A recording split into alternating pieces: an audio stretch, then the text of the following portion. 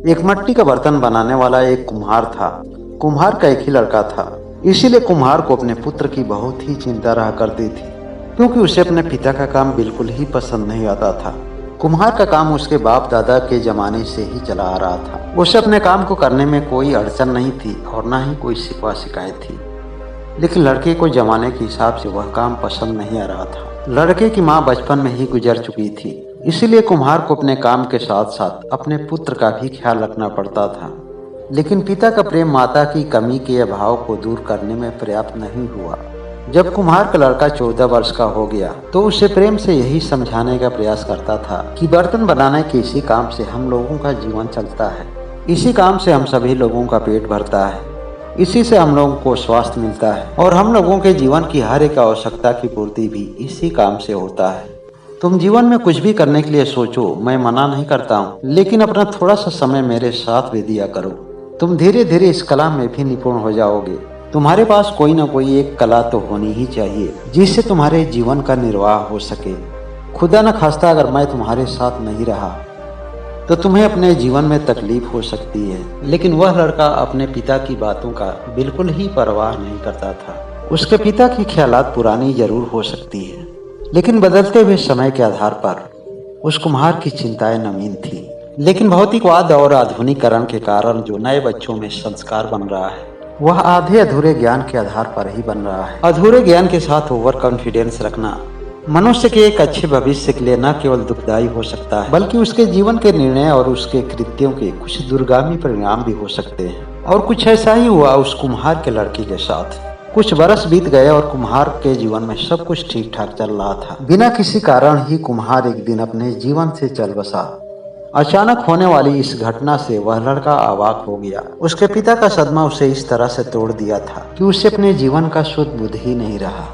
पिता के लाख समझाने के बावजूद भी वह अपने जीवन में ठीक ढंग से चलना भी सीख नहीं पाया था। उसके पिता ने अपनी उंगली का सहारा देकर कुछ दूर तक चलाना तो चाहा था, लेकिन उसने अपने पिता की बातों को हल्के में लिया और उसे नजरअंदाज कर दिया। उस लड़के को क्या पता था कि कब मौत आएगी और उसके सहारे के बीच दीवार बन जाएगी। हालांकि कुम्हार को तो पता था कि जीवन का कोई भी भरोसा नहीं, इसीलिए तो वह अपने लड़के को बार बार समझाता था, हमेशा उसके भविष्य के बारे में सोचकर उसे आगाह करता था। लेकिन जो दुनिया को देखकर लड़के के मन में सपने जगे थे, उन्हीं सपनों से वह विचलित होता रहा।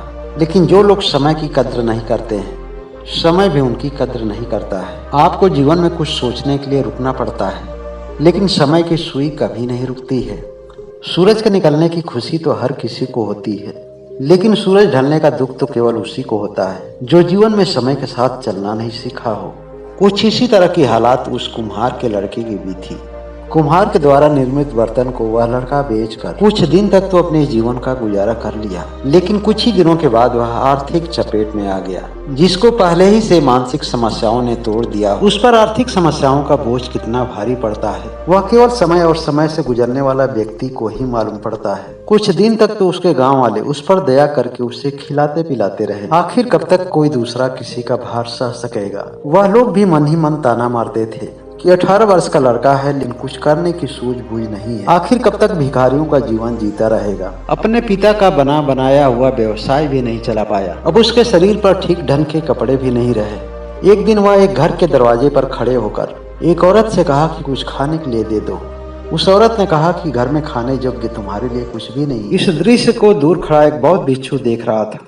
उस बौद्ध भिक्षु ने उसी दरवाजे पर आकर आवाज लगाई कि भिक्षाम देहि। वह औरत घर के अंदर से ही समझ गई थी कि कोई बौद्ध भिक्षु आया है और उसने बौद्ध भिक्षु को भिक्षा में सब्जी, पूरी और हलवा दी। यह दृश्य नौजवान भी खड़ा होकर देख रहा था और सोच रहा था कि उस औरत ने उसे ऐसा क्यों कहा कि उसके घर में उसके लिए कुछ भी नहीं है। इन बातों को समझने जैसा कुछ था ही नहीं। यह बात तो बिल्कुल सीधी सीधी थी, लेकिन अब उसके पास समझ बूझ की वो क्षमता ही कहाँ रही जो आसानी से उस औरत की बात को समझ सके।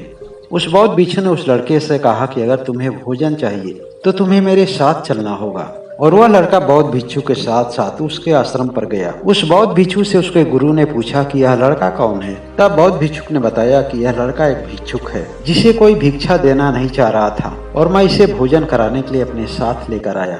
कई दिन से भूखे उस कुम्हार के लड़के को भोजन कराया गया और उसे एक स्थान पर विश्राम करने के लिए कहा गया। बौद्ध महात्मा ने उस लड़के से कहा कि जब तक तुम चाहोगे यहाँ रह सकते हो, और तुम्हें भोजन भी मिलेगा।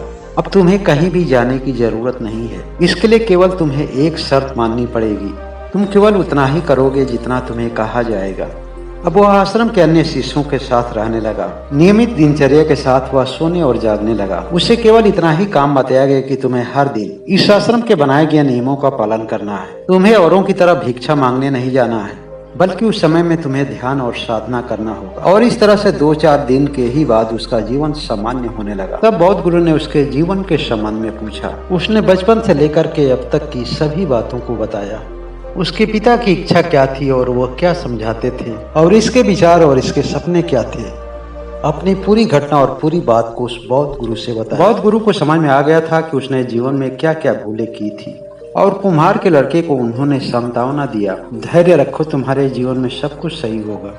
उसके गुरु ने उसे जीवन दर्शन का ज्ञान दिया। उन्होंने एक दिन अपने उपदेश में उस नौजवान को बताया कि जीवन के किसी भी मोड़ पर अगर तुम्हें कोई सहारा दे रहा हो और उस सहारे से तुम्हारे जीवन का कुछ कल्याण होने वाला हो, तुम्हारे जीवन में कुछ शुभता आने वाली हो, तो उसे उस क्षण अपना गुरु समझकर स्वीकार कर लेना चाहिए। यह सहारा तुम्हारे गुरु का, तुम्हारे माता पिता का, तुम्हारे किसी अन्य संबंधी का, या फिर किसी परिस्थिति या प्रकृति के रूप में भी हो सकता है। यह बिल्कुल सत्य है कि तुम्हारे जीवन के किसी भी मंजिल पर पहुंचने के लिए तुम्हें अकेले ही प्रयास करना होगा, और मंजिल पर पहुंचते समय भी तुम अकेले ही रहोगे। लेकिन अगर मन में पूरी प्यास न हो, कहीं किसी तरह की दुर्बलता हो, तो थोड़े समय के लिए सहारा लेने में कोई बुराई नहीं होती है, बल्कि यह समझ ज्ञानियों की प्रतीक है। भगवान बुद्ध ने भी तो यही संदेश दिया था कि अपना दीपक खुद बनो। लेकिन अगर जीवन में चारों तरफ अंधेरा ही अंधेरा हो, तो किसी दूसरे की रोशनी में ही अपने को रखकर धीरे धीरे अपने अंदर के बुझे हुए दीपक को जलाने का प्रयास करो। मगर यह समझने की भूल कभी मत करना कि जीवन भर दूसरे की रोशनी से ही तुम्हारा जीवन का काम चल जाएगा। दूसरे की रोशनी कभी भी बुझ सकती है, कभी भी छीन सकता है तुम्हारे उम्मीदों का सहारा। इसलिए समय रहते ही अपने अंदर के दीपक को जला लो। दोस्तों, इस कहानी से यही सीख मिल रही है कि समय कीमती होता है और जीवन भी बहुत मूल्यवान होता है। खुद की दुर्बलता को हटाने के लिए, अपने अंदर के अंधियारे को भगाने के लिए जरूरत पड़े और मौका मिले तो उसे कभी भी नजरअंदाज मत कीजिए, क्योंकि अवसर बार बार नहीं मिलते हैं और समय लौट कर कभी नहीं आता है। सूरज हर दिन निकलता है और हर दिन डूबता है, मगर तिथि और संवत बदल जाते हैं। अपने जीवन में बहुत सारे लोग असफल होते हैं। उनमें से कुछ लोगों को देखा गया है कि उन्हें गुरु बनाने में उनके अहंकार को चोट मिलती है। उन्हें गुरु के रूप में सहारे की आवश्यकता तो होती है, लेकिन अपने अहंकार की वजह से इस अवसर से चूक जाते हैं। ऐसे लोग चाहे तो प्रकृति को भी अपना गुरु बना सकते हैं। इस जगत में ऐसे भी लोग मिलेंगे जो पशु पक्षियों से भी गुरु ज्ञान लिए थे। आप चाहें तो ब्रह्मांड की हर एक चीज से हर क्षण आप ज्ञान ले सकते हैं। प्रकृति आपको हर क्षण ज्ञान देने के लिए आतुर है। आपका एक एक क्षण का ज्ञान आपके जीवन को बहुमूल्य बना सकता है। यह वीडियो अच्छी लगे तो लाइक करें, इसे औरों को शेयर करें और अपनी भावनाओं को कमेंट के द्वारा जरूर अभिव्यक्त करें। इस चैनल के लिए आपका दिया हुआ समय और आपके प्यार के लिए मेरी तरफ से आपको आभार प्रकट है। जो लोग अभी तक इस चैनल को सब्सक्राइब नहीं किए, वह चैनल को सब्सक्राइब करके बेल आइकन की घंटी को जरूर दबा लें। बहुत बहुत धन्यवाद।